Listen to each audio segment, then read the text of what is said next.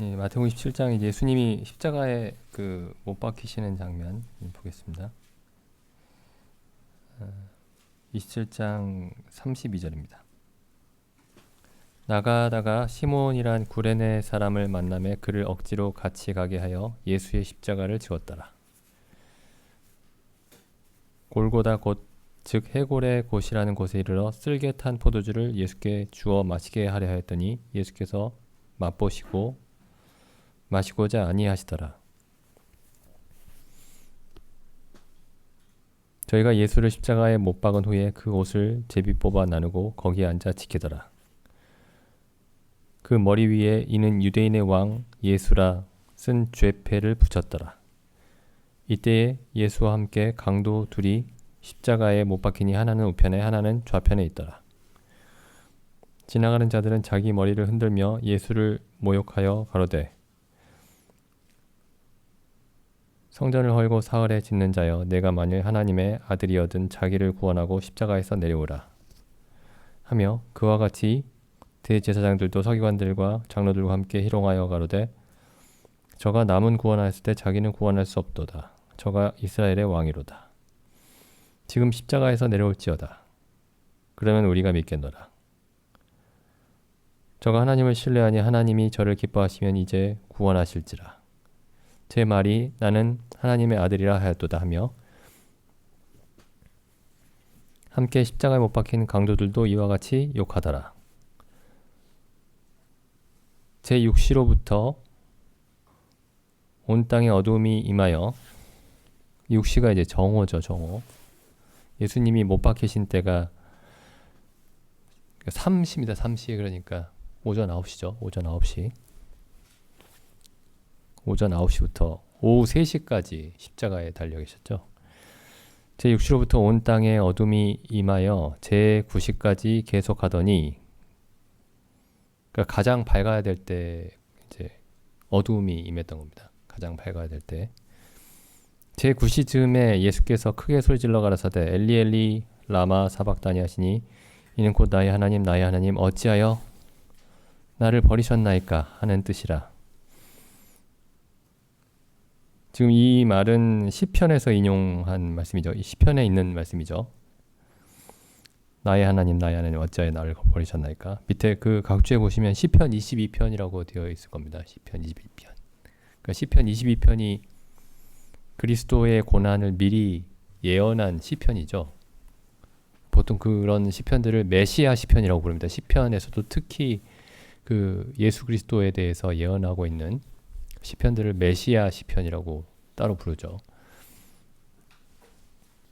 47절 거기 섰는 자 중 어떤 이들은 듣고 가로되 이 사람이 엘리야를 부른다 하고 그 중에 한 사람이 곧 달려가서 해용을 가지고 신 포도주를 머금게 하여 갈대에 꿰어 마시우거늘 그 남은 사람들이 가로되 가만 두어라 엘리야가 와서 저를 구원하나 보자 하더라. 예수께서 다시 크게 소리 지르시고 영원히 떠나시다. 이에 성소 휘장이 위로부터 아래까지 찢어져 둘이 되고 땅이 진동하며 바위가 터지고 무덤들이 열리되 자던 성도의 몸이 많이 일어나되 예수의 부활 후에 저희가 무덤에서 나와서 거룩한 성에 들어가 많은 사람에게 보이니라.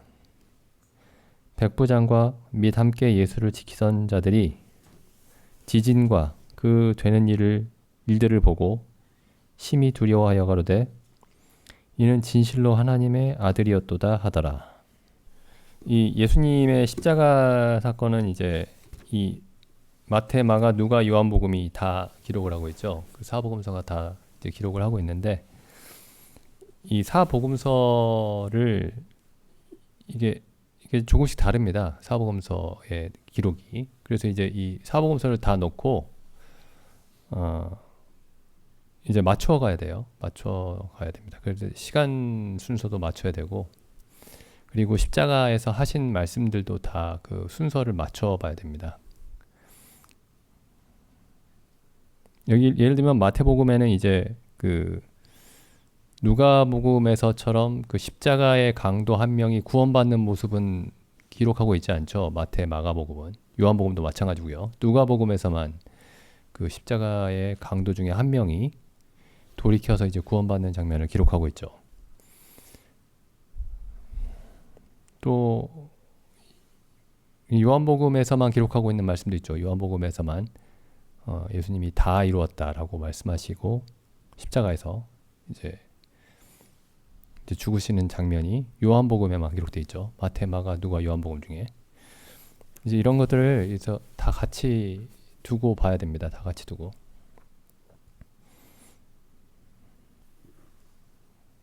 이 십자가 사건을 이제 이 예수님을 두고 뭐 제가 뭐 다 보는 건 아닌데 예수님의 이 생애를 가지고 그 영화로 만든 예들이 많이 있죠. 영화로 만들고 이제 그런 예들이 많이 있는데 혹은 뭐 TV 시리즈로 만들고 이게 언제인지 모르겠는데 꽤 시간이 이제 오래전에 이제 패션 오브 크라이스트라는 그 영화가 있었죠. 멜 깁슨이 감독이었나 하는. 저는 이거 보진 않았는데 자꾸 그 영화의 일부분들이 이제 동영상으로 이제 돌아다닙니다. 그래서 이제 보면은 예수님의 그 십자가의 그 고통, 십자가 처형의 그 고통, 그걸 굉장히 이제 생생하게 그 영화가 묘사하고 있죠. 십자가 사건의 그 고통을. 그래서 제가 이거 보고 아 이거 좀 이 영화 좀 이상하다 이렇게 생각을 했습니다. 그 영화가 예수님의 이제 그 육체의 고통이 십자가에서 이 당하신 십자가 처형이라는 게 그 고통이라는 게 엄청난 거죠. 엄청난 거긴 하지만은 지금 그런 영화들이 이제 뭘 가리냐면은 로마의 어떤 그 처형 방식, 로마의 고문하는 방식, 이 육체에 가하는 고통에 집중하다 보니까 하나님이 그 예수 그리스도께 쏟은 진노에 대해서는 가리는 경향이 있습니다. 하나님이 예수 그리스도께 십자가에서 하나님이 예수 그리스도를 그 예수님이 이제 우리를 대신해서 그 죄인의 자리에 서신 거죠. 그리고 죄인은 하나님 앞에 이제 영원한 진노의 대상입니다. 영원한 진노. 그리고 그 진노는 이제 하나님의 진노의 일부분이 아니고 하나님의 전능하심으로 진노하신 거죠. 하나님의 모든 능력으로 진노하신 겁니다. 우리가 뭐 상상할 수가 없어요, 사실은. 하나님의 모든 능력으로 진노하신 거죠. 그러니까 사람들이 봤을 때는 지금 예수님이 로마 황제의 진노를 사서 십자가에 처형을 당한 겁니다. 로마 황제의 그 로마 제국에서의 그 죄인이 당하는 극형을 당한 거죠. 근데 로마 황제의 그 형벌과 전능하신 하나님의 형벌은 차원이 다릅니다. 근데 이걸 그 사람들이 이제 보통은 이제 이 처음에 이 십자가 사건을 볼 때 사람들이 이제 이 십자가 사건의 어떤 그 십자가 처형이라는 로마의 처형 방식 혹은 로마의 그 고문 방식에 가지고 있는 그 육체적인 고통에 대해서 이제 생각을 하는데 그러다 보니까 이제 하나님의 진노에 대해서는 생각을 잘 못하는 겁니다.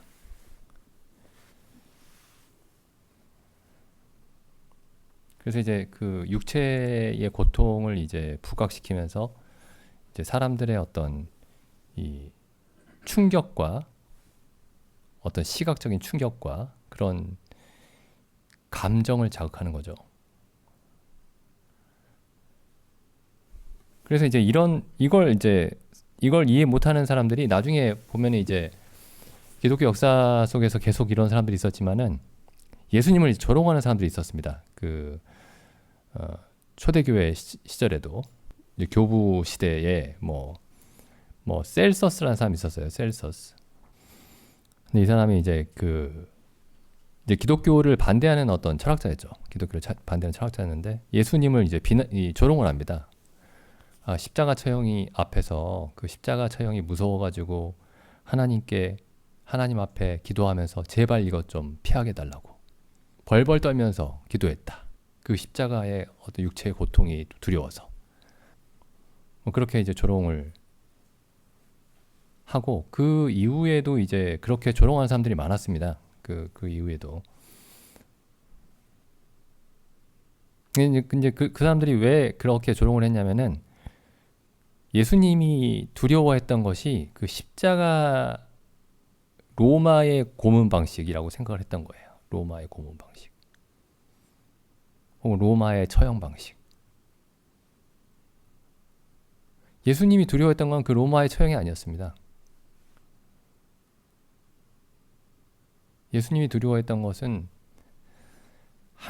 전능하신 하나님의 진노였습니다. 전능하신 하나님이 모든 힘과 지혜를 다해서 예수님께 쏟은 진노였습니다.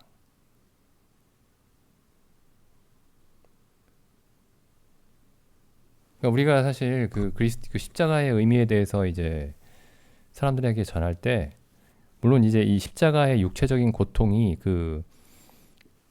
예수님이 이제 하나님으로부터 받은 그 영원한 진노, 그 전능하신 그 진노에 대한 어떤 그걸 이해할 수 있는 어떤 그 중간 매개 같은 게 되죠. 매개가 되지만은 하나님의 진노라고 이해를 해야 됩니다. 하나님의 진노. 그래서 이제 갈라디아서에 보면은 잘 아시는 말씀이지만은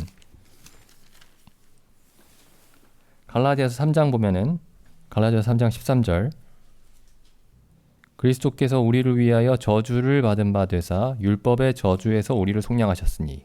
지금 사도 바울이 사람들에게 십자가에 달린 그리스도를 전할 때에는 어떻게 전하냐면 이 십자가에 달린 그리스도를 로마의 처형 방식으로 처형당한 그리스도를 전하는 게 아닙니다. 이렇게 돼 있죠. 나무에 달린 자마다 저주 아래 있는 자라. 십자가에 못 박힌 자로 전하지 않고 나무에 달린 자로 저주합니다. 전하죠. 나무에 달린 자로. 여기 사도 바울이 인용하고 있는 말씀이 신명기 21장 23절 말씀이죠.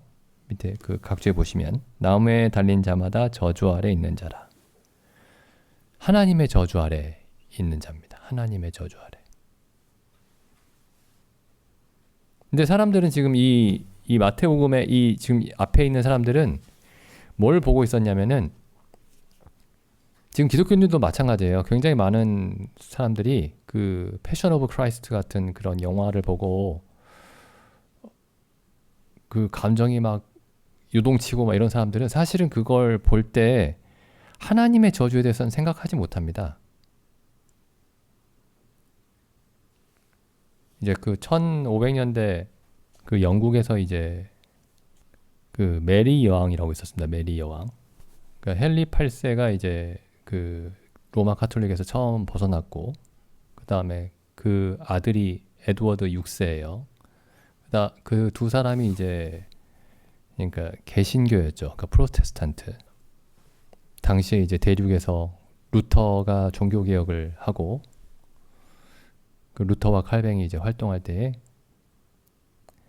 영국에서는 이제 헨리 8세하고 그 에드워드 6세하고 로마 카톨릭에서 이제 벗어나서 이제 복음을 전하기 시작했습니다. 그 영국에서.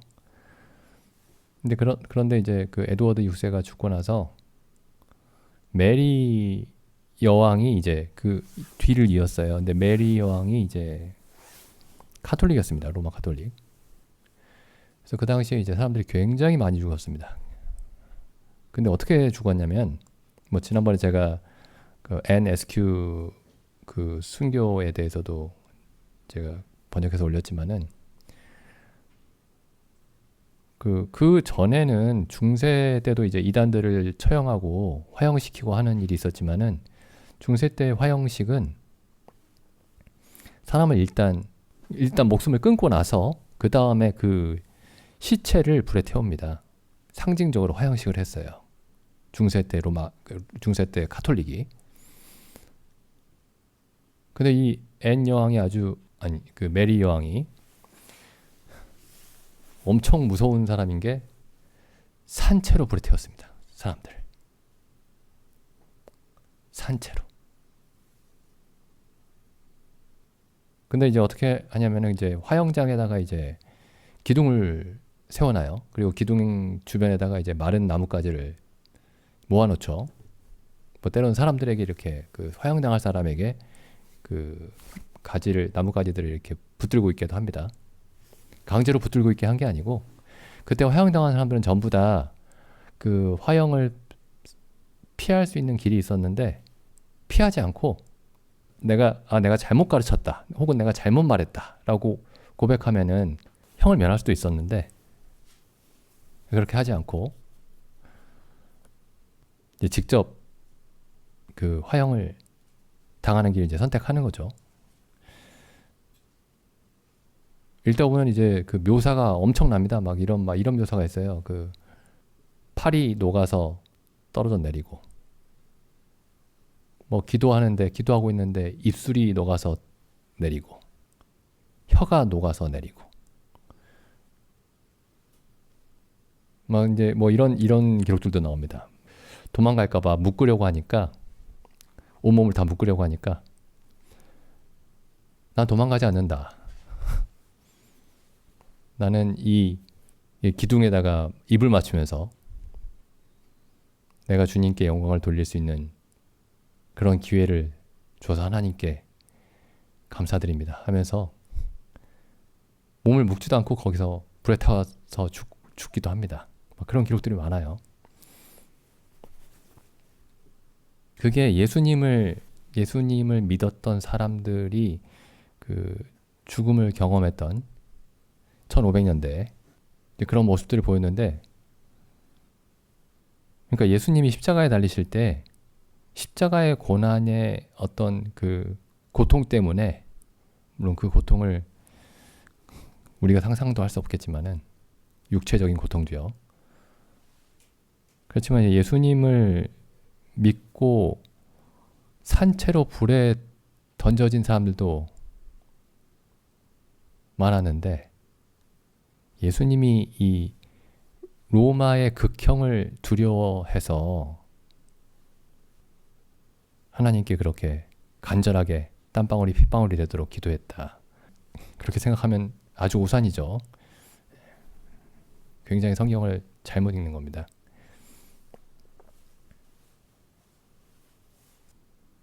여기 마태복음 27장 34절에 보시면은 이런 말씀이죠. 쓸개 탄 포도주를 예수께 주어 마시게 하려고 했더니 예수께서 맛보시고 마시고자 아니하시더라.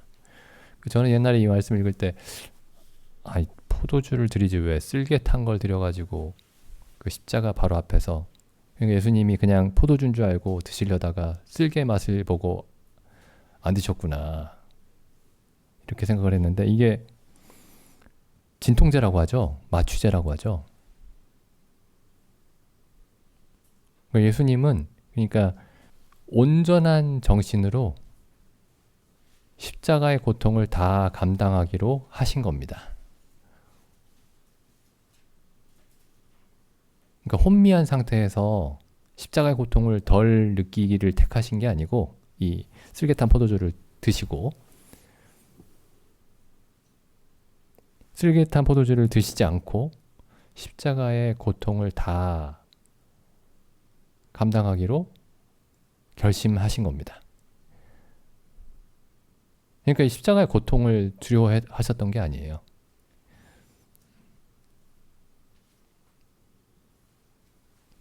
이 34절 말씀이 굉장히 중요한 말씀입니다. 그래서 그런 의미에서 뭐 어떤 분들은 이렇게 설명을 합니다. 이제 예수님이 아직도 하실 일이 있으시죠. 십자가 위에서 일을 하고 계시는 거죠, 예수님이. 그러니까 의식을 다 가지고 계셔야 됩니다. 그 혼미한 상태에서는 일하실 수가 없으니까요. 모든 의식을 가지고 일하셔야 되는 거죠. 십자가에서. 마지막에 그 강도 중에 한 사람에게도 복음을 전하셔야 되고, 그리고 마지막으로 하나님께 경배도 드려야 되고, 그러니까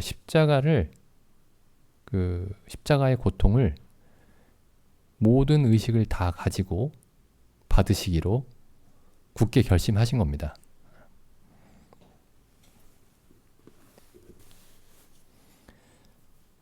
그리고 여기 쭉 밑에 읽다 보면 이제 39절에 보면 이제 지나가는 자들이 예수님을 모욕했죠. 지나가는 자들이 예수님을 모욕하고, 그다음에 성전을 헐고 사흘에 짓는 자여, 예수님이 이 성전을 헐라 내가 사흘 만에 일으키리라 이렇게 말씀하신 적이 있죠. 요한복음에.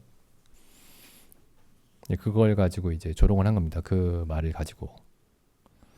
내가 만일 하나님의 아들이어든 자기를 구원하고 십자가에서 내려오라. 지금 여기 보면 이제 이 사람들도 십자가에서 내려오라고 얘기를 하고, 40절에 42절에도 보면은 십자가에서 내려오라고 얘기를 하죠. 대제사장들과 서기관들과 장로들이. 44절에서도 함께 십자가에 못 박힌 강도들도 이와 같이 욕하더라. 그러니까 못 박힌 강도들도 십자가에서 내려와라. 우리도 내려주고 당신도 내려오고 하라. 이렇게 얘기를 한 거죠. 그래서 이제 예수님께 모든 사람들이 뭘 요구했냐면은 십자가에서 내려오십시오. 십자가에서 내려와라. 이제 그걸 요구를 한 겁니다. 그리고 이제 어떤 논리를, 그럴듯한 논리를 근거로 대죠. 여기 보면 40절에 당신이 만일 하나님의 아들이면 구원할 수 있지 않냐. 스스로를 구원할 수 있지 않냐. 그렇겠죠. 하나님의 아들이면 전능하니까요. 그 다음에 42절에서도 그 대제사장들과 서기관들과 장로들이 비슷한 논리로 얘기를 합니다. 다른 사람들은 다 구원하지 않았냐. 죽은 사람도 살리고 병든 자도 고치고 귀신도 쫓아내고. 근데 다른 사람들은 다 살렸는데 자기 자신을 못 구한다니. 그리고 또 이렇게 얘기하죠.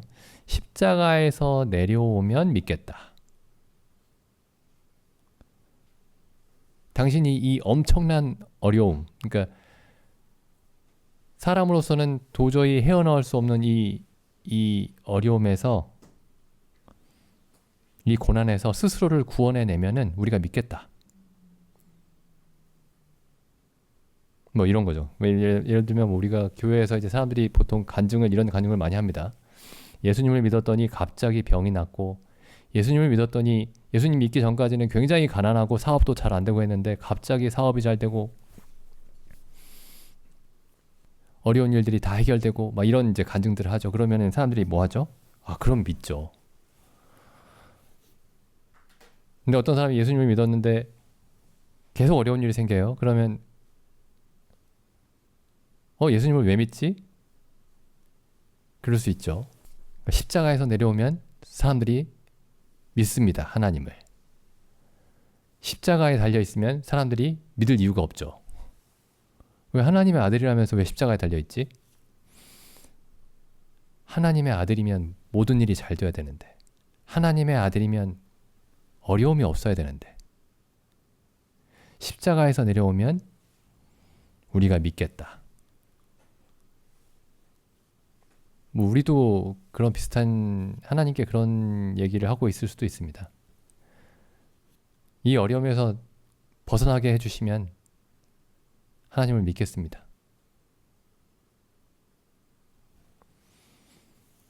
(43절도) 이제 마찬가지죠. 하나님을 신뢰한다면은, 저 사람이 하나님을 신뢰한다니 하나님이 저 사람을 기뻐하실 것이고, 하나님이 저 사람을 기뻐하시면은 하나님이 저 사람을 어려움에서 건져주실 것이다. 사람들이 흔히 생각하는 논리죠.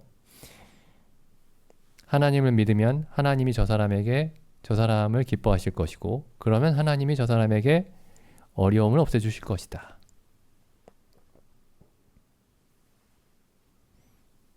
여기 그래서 이 40절과 41절과 43절까지 44절까지 여기 이 사람들이 예수님께 하는 조롱하는 얘기가 그냥 막연한 조롱이 아니고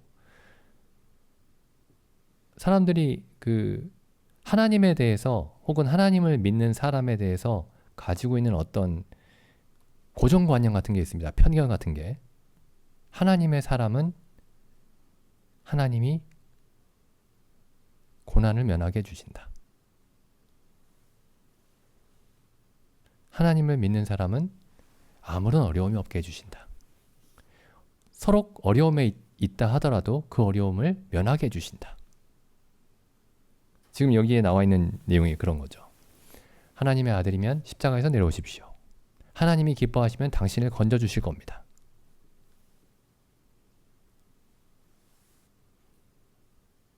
그래서 한번 여기 그 사람들이 예수님께 십자가에서 내려오라라고 그 말하는 이 사실에 대해서 좀 생각해 보셨으면 좋겠습니다. 이게 그냥 조롱하려고 하는 말이 아니고 어떤 신앙에 대한 하나님을 향한 신앙에 대한 어떤 그 이론입니다. 근데 사람들이 이런 이론을 다 가지고 있어요.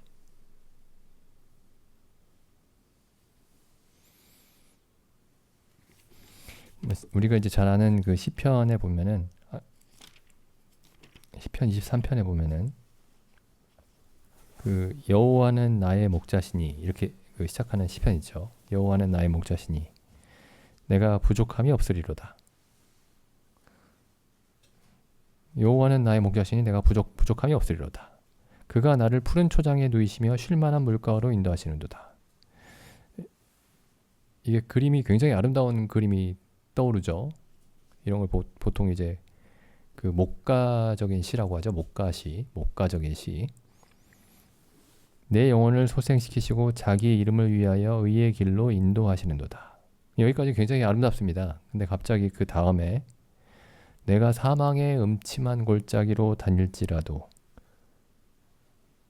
아니 왜 여호와가 나의 목자식인데 왜 나를 사망의 음침한 골짜기로 인도하실까요?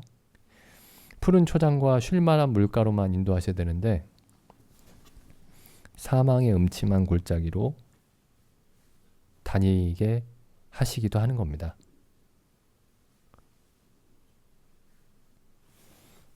여기 또 34편에 보시면은 34편 19절 보시죠. 의인은 고난이 많으나 여호와께서 그 모든 고난에서 건지시는도다. 이게 의인은 고난이 없도다. 그러면 참 좋을 텐데 의인은 고난이 많으나 의인은 고난이 많다. 이렇게 되어 있습니다. 물론 이제 우리가 겪는 어려움 중에 많은 부분이 어쩌면은 그러니까 저한테는 그런 것 같습니다. 저한테는 크고 작은 어떤 어려움들이 저한테는 잘못 때문에 제 어리석음 때문에 생겨난 어려움들이 많은데 그래서 성경에 나오는 이제 하나님의 사람들도 어떤 어려움은 자기의 어리석음 때문에 겪는 어려움도 있고 혹은 하나님을 향한 그 신앙 때문에 진실한 신앙 때문에 겪는 어려움도 있죠. 예를 들면 뭐 다윗이 겪었던 어려움들 중에 상당 부분이 하나님을 향한 믿음과 충성심 때문에 겪었던 어려움인데 또 어떤 큰 어려움들은 그 다윗의 범죄 때문이었죠. 어쨌거나 그 여기 보면 이제 의인은 고난이 많다 이렇게 되어 있습니다. 의인은 고난이 많다. 근데 사람들이 막연하게 생각하는 거는 하나님이 보호하시는 의인에게는 고난이 없거나 있더라도 적거나 뭐 그래야 되는데 의인은 고난이 많다 이렇게 돼 있죠. 마지막에 보시면 그 요한계시록에 보시면 요한계시록 7장 15절부터 보시죠. 7장 15절. 그러므로 그들이 하나님의 보좌 앞에 있고 또 그의 성전에서 밤낮 하나님을 섬김에 보좌에 앉으신 이가 그들 위에 장막을 치시리니 저희가 다시 줄이지도 아니하며 목마르지도 아니하고 해나 아무 뜨거운 기운에 상하지 아니할지니 이는 보좌 가운데 계신 어린 양이 저희의 목자가 되사 생명수 샘으로 인도하시고 하나님께서 제일 마지막 보시죠. 하나님께서 저희 눈에서 모든 눈물을 씻어 주실 것임이로라. 하나님이 언제 눈물을 온전히 씻어 주시느냐? 마지막 때입니다. 마지막에. 영원한 나라에 들어가서.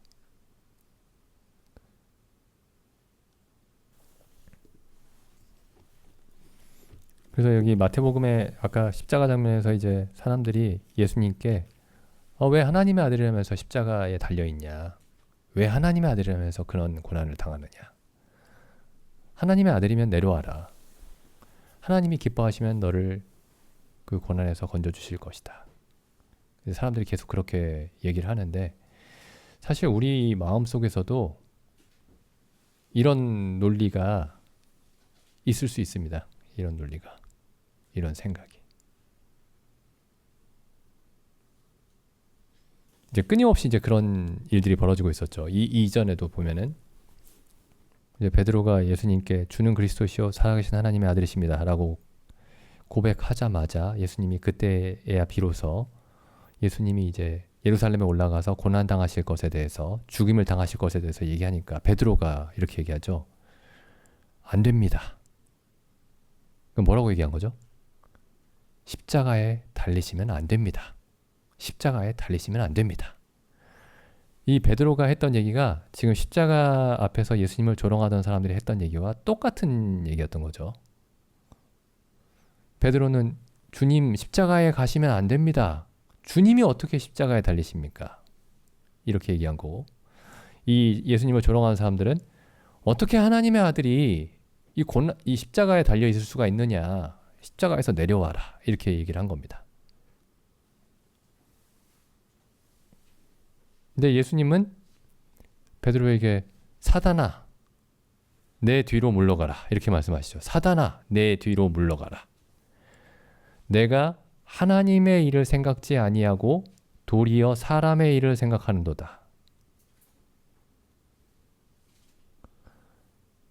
그러니까 이 십자가가 하나님만이 생각할 수 있는 일인 겁니다. 하나님만이 이해하실 수 있는 일이죠. 사람의 생각으로는 베드로처럼 얘기해야 되는 겁니다. 십자가는 있을 수 없는 일입니다. 하나님의 아들에게. 근데 예수님은 이해하고 계셨죠. 예수님은 이해하고 계셨습니다. 그리고 결국에 마지막으로 한 사람이 이해를 했죠. 예수님이 십자가에 달리시기 전에 이해했던 사람이 있죠. 그게 이제 나사로의 누이 마리아. 마리아와 마르다와 나사로가 이제 한 형제 자매였죠. 근데 제자들도 예수님의 그 죽으심에 대해서 이해하지 못했는데 그 마리아만 이해했습니다. 예수님이 십자가에 달리셔야 한다는 것을.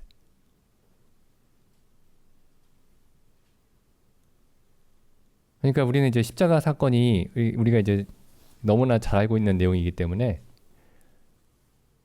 근데 조금 생각을 해보시면은 이게 도저히 이해할 수 없는 일이었던 겁니다.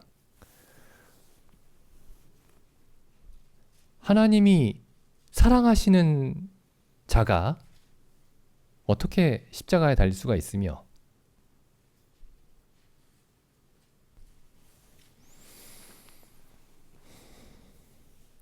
근데 이제 이 마리아가 이해를 했죠. 요한복음 12장에 이게 마태복음, 마가복음, 요한복음에 기록이 되어 있는데 이게 조금씩 그 묘사하는 내용이 다릅니다. 같은 사건인데 요한복음 12장에 보면은 요한복음에만 나와 있는 어떤 묘사예요. 12장 1절에 보면 6월절 엿새 전에 예수께서 베다니에 이르시니 이곳은 예수께서 죽은 자 가운데서 살리신 나사로가 있는 곳이라. 죽은 자가 살아난 곳이다. 예수님이 나사로를 살리셨죠. 죽은 지 나흘 된 나사로를. 거기서 예수를 위하여 잔치할새 마르다는 이를 보고 나사로는 예수와 함께 앉은 자 중에 있더라. 마리아는 지극히 비싼 향유 곧 순전한 나드 한 근을 가져다가 예수의 발에 붓고 자기 머리털로 그의 발을 씻으니 향유 냄새가 집에 가득하더라. 여기 향유 냄새가 집에 가득했다라는 얘기가 이 요한복음에만 또 나옵니다. 요한복음만 나오고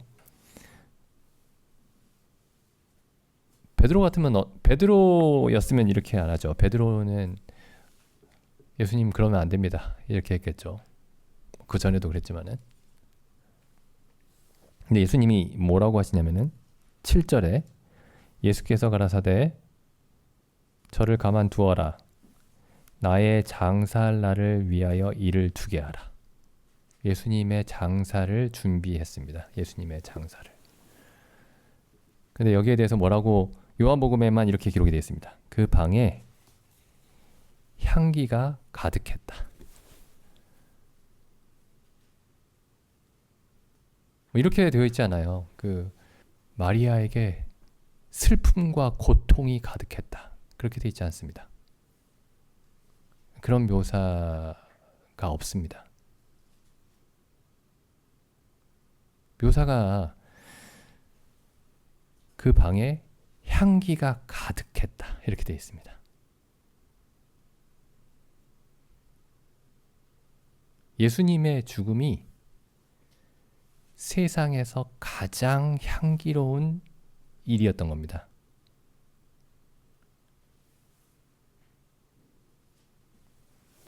그래서 에베소서에 가보시면은 이렇게 되어 있죠. 5장 2절 중간부터 보시면 그는 우리를 위하여 자신을 버리사 향기로운 제물과 생축으로 하나님께 드리셨느니라. 이 향기로운이 누구에게 향기로운 거죠? 하나님께죠. 먼저는 하나님께죠. 먼저는 하나님께. 근데 하나님께 향기로운 제물과 생축이 그 방 안에 있던 제자들에게도 그 방을 가득 채웠던 겁니다.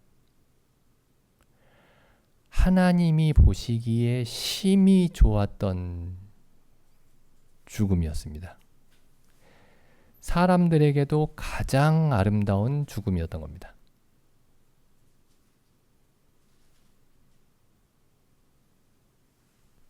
물론 마리아가 예수님 죽으시니까 너무 신나요 이런 건 아니었겠죠. 당연히.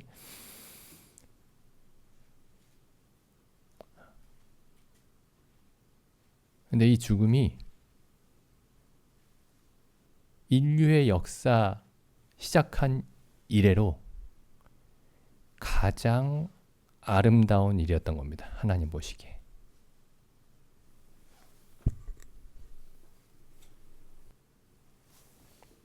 그래서 예수님이 세례를 받으시고 물에서 올라오실 때 하늘이 열리면서 이는 내 사랑하는 아들이요 내 기뻐하는 자라 이렇게 말씀하셨죠. 그리고 또 예수님이 베드로와 요한과 야고보를 데리시고 산에 올라가셨을 때 모세와 엘리야가 좌우편에 나타나서 예수님의 죽으실 것에 대해서 얘기를 했죠. 예수님의 죽으실 것에 대해서. 그때에도 똑같이 하늘에서 큰 소리가 나서 이르기를 이는 내 사랑하는 아들이요 내 기뻐하는 자라 이렇게 말씀하셨죠. 예수님의 침례나 그 변화산상에서의 일이나 변화산상에서는 분명히 이렇게 얘기하고 있죠. 예수님이 받으실 예수님의 죽음에 대해서 그 엘리야와 모세가 예수님과 함께 얘기했다. 이렇게 되어 있죠. 요한복음 보시면 12장 27절입니다. 13장이 이제 마지막 잡히시던 날 밤이죠. 그 12장에서 보시면 이제 십자가에 달리시기 위해서 이제 예루살렘에 올라오신 거죠. 이때 예루살렘에 올라오셔서 이제 하나님께 드리는 기도입니다. 27절. 지금 내 마음이 민망하니 무슨 말을 하리요? 아버지여, 나를 구원하여 이때를 면하게 하여 주옵소서. 예수님이 이때를 면하게 해달라고 기도하십니다. 이건 어떤 사람에게도, 어떤 사람도 경험하지 못한 그런 고통입니다. 이 지금 예수님의 십자가는, 그 십자가 좌우편에 달린 강도들이 당했던 십자가하고는 다른, 차원이 완전 다른 거예요. 아버지가 나를 구원하여 이때를 면하게 하여 주옵소서. 그 다음에 이렇게 말씀하시죠. 그러나 내가 이를 위하여 이때에 왔나이다. 이 일이 언제부터 하나님이 준비하신 거냐면은 창세 전부터 준비하신 일입니다. 예수님은 언제부터 이 일을 알고 계셨을까요? 창세 전부터 알고 계셨죠. 함께 준비하신 일이죠. 십자가가 마침내 그 일이, 영원 전부터 계획하신 그 일이 성취되는 순간입니다. 그 다음에 이렇게 말씀하시죠. 계속 이어서 읽어보겠습니다. 27절 마지막에. 그러나 내가 이를 위하여 이때에 왔나이다. 아버지여, 아버지의 이름을 영광스럽게 하옵소서. 아버지의 이름을 영광스럽게 하는 일이었습니다. 이 십자가가. 물론 예수님이 하시는 모든 말과 일이 하나님을 영광스럽게 했지만은 십자가가 가장 하나님을 영광스럽게 하는 일이었던 겁니다. 그래서 내가 이를 위하여 이때 왔나이다. 아버지여, 아버지의 이름을 영광스럽게 하옵소서.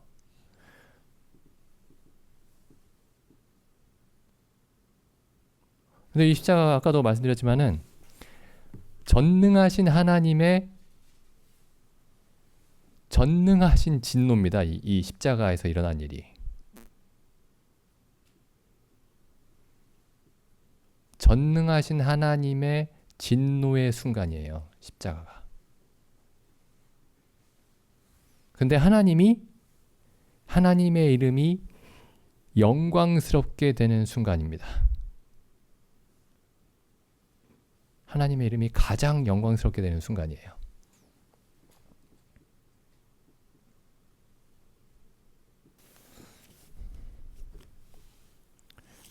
그래서 마태복음에 다시 가보시면은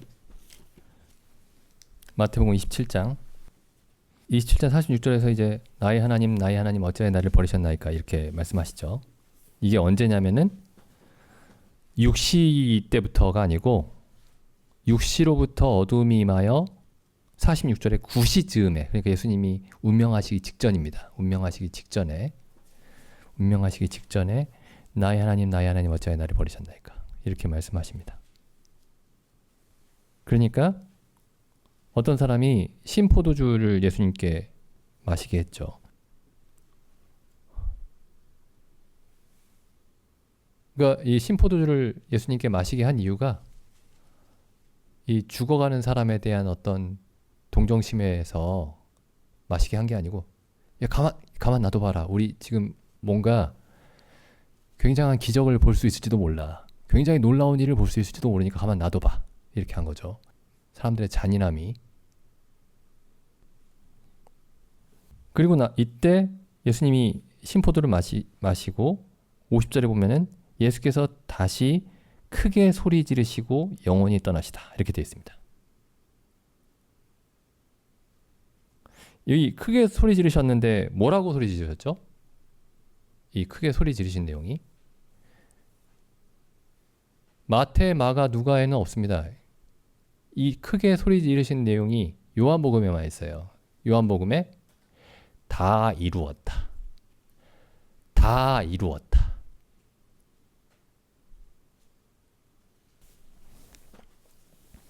크게 소리 지르실 수 있었을까요? 6시간 동안 십자가에 달려 계셨는데, 그리고 그 전에 심하게 채찍을 맞으셨는데, 이 마가복음에 좀 특이한 기록이 있습니다. 마가복음에 보면은 15장 37절에 보면은 예수께서 큰 소리를 지르시고 운명하시다. 그래서 이제 예수님이 죽으신 후에 그 43절에 보시면은 아리마대 사람 요셉이 예수님에게 예수님의 시체를 달라고 하죠. 이제 44절에 이 마가복음에만 있는 기록인데 44절에 보면은 빌라도는 예수께서 벌써 죽었을까 하고 이상히 여겼다. 이렇게 되어 있습니다. 보통은 한 적어도 3일은 십자가에 달려 있다고 해요. 십자가 처형을 당하면. 며칠 동안 십자가에 달려 있다고 합니다. 죽을 때까지. 근데 예수님이 6시간 만에 십자가에서 운명하신 거죠.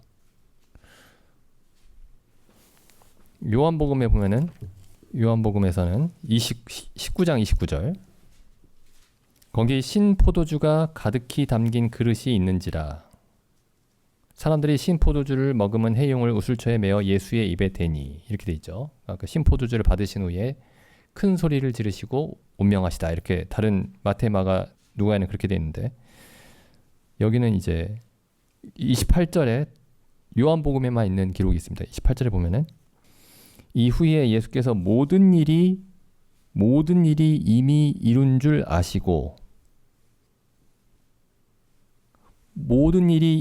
아시고 성경으로 응하게 하려 하사 성경의 예언을 성취하려 하사 가라사대 내가 목마르다. 지금 시편 69편에 있는 예언이 이루어지고 있는 상황이죠. 내가 목마르다 하시니 거기 신포도주가 가득히 담긴 그릇이 있는지라.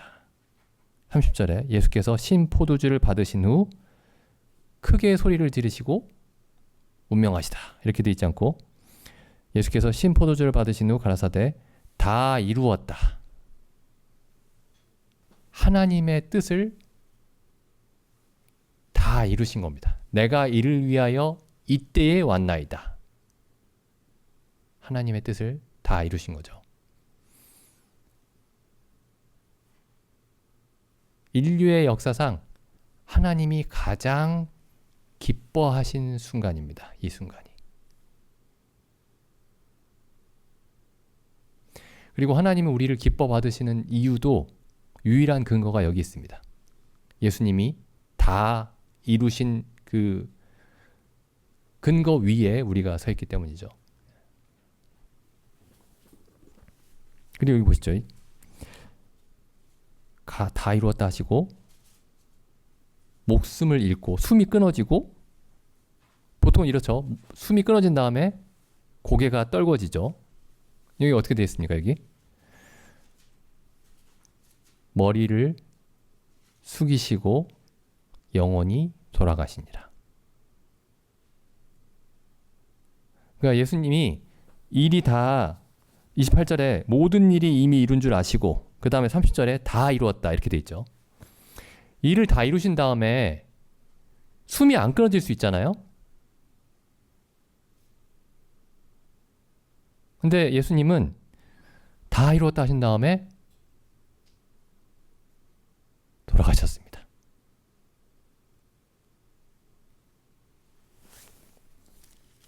여기 보시죠. 앞에 가보시면 예수님이 이런 말씀하셨습니다.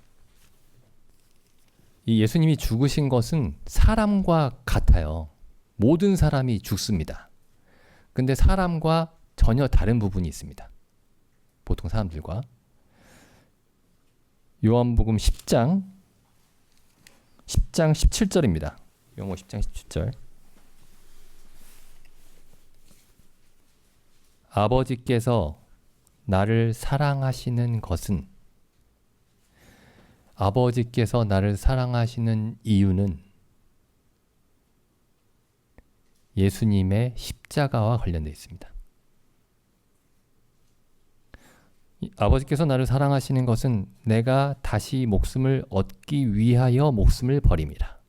예수님의 죽음은 그냥 죽음이 아닙니다. 목숨을 얻기 위해서 목숨을 버리는 겁니다. 그냥 목숨을 버리고 끝나는 게 아니고 목숨을 얻기 위해서 목숨을 버리시는 겁니다. 그 다음 18절 보시죠. 이를 내게서 빼앗는 자가 있는 것이 아니라 내가 스스로 버리노라. 사람들은 죽을 때 목숨을 잃죠. 그 본인의 의사와 상관없이 목숨을 빼앗기죠. 근데 예수님은 십자가에서도 목숨을 스스로 버리셨습니다. 그러니까 빌라도가 아니 벌써 죽었단 말인가? 6시간 만에? 그래서 확인해봐라. 그래서 로마 군병이 확인해보죠. 창으로 찔러보죠, 옆구리를.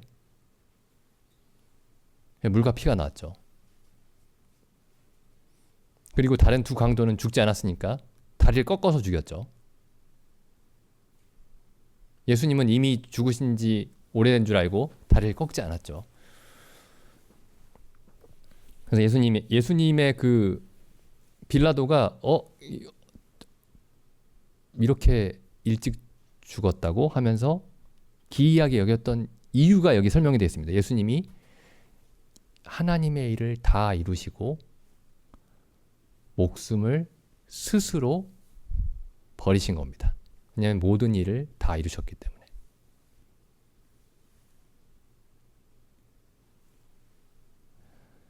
나는 버릴 권세도 있고 다시 얻을 권세도 있으니 이 계명은 내 아버지에게서 받았노라. 18절 다시 처음에 목숨을 내게서 빼앗는 자는 있을 수가 없다. 내가 스스로 버린다. 그래서 이 십자가가 하나님의 전능하신 하나님의 그 모든 진노가 나타나는 순간으로서 세상에서 가장 두려운 순간입니다. 이게 동시에 하나님의 모든 뜻을 창세전에 하나님이 계획하신 하나님의 모든 뜻을 이루신 하나님이 가장 기뻐하신 사건입니다. 이 사건이. 근데 이 두 가지를 다 사람들이 못 보는 거예요. 그냥 십자가의 육체적인 고통만 보는 겁니다.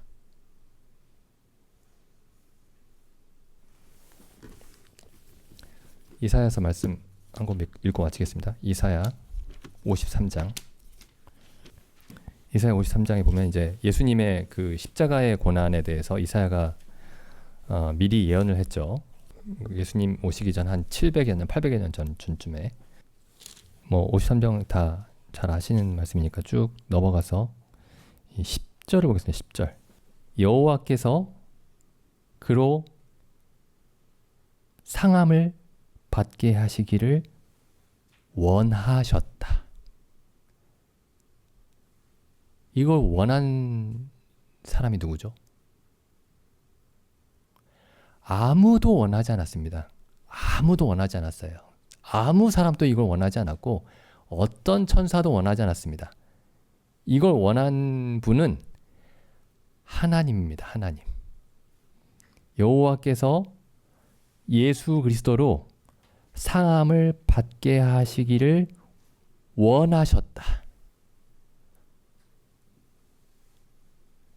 하나님이 가장 원하시는 일이 십자가에서 성취가 된 겁니다. 여호와께서 원하사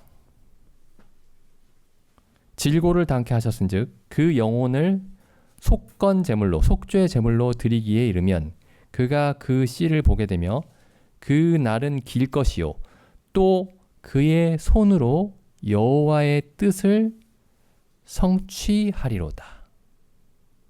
그다음 예수님은 어떻게 하시느냐 이 일에 대해서 가라사대 그가 자기 영혼에 수고한 것을 보고 만족히 여길 것이라.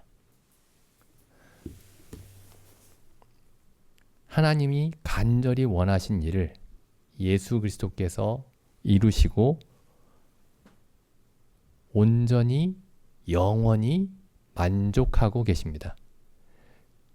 그래서 다 이루었다라고 큰 소리로 외치고 가신 거죠. 그래서 십자가에서 일어났던 일이 어떤 일인가 우리가 항상 성경을 볼 때마다 생각해 봤으면 좋겠습니다. 기도드리고 마치겠습니다.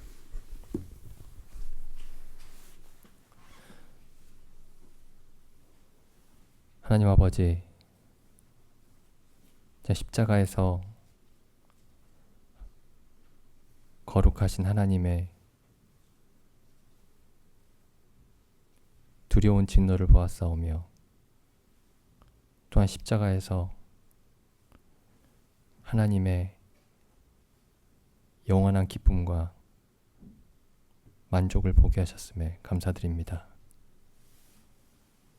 참 그리스도께서 저희를 대신하여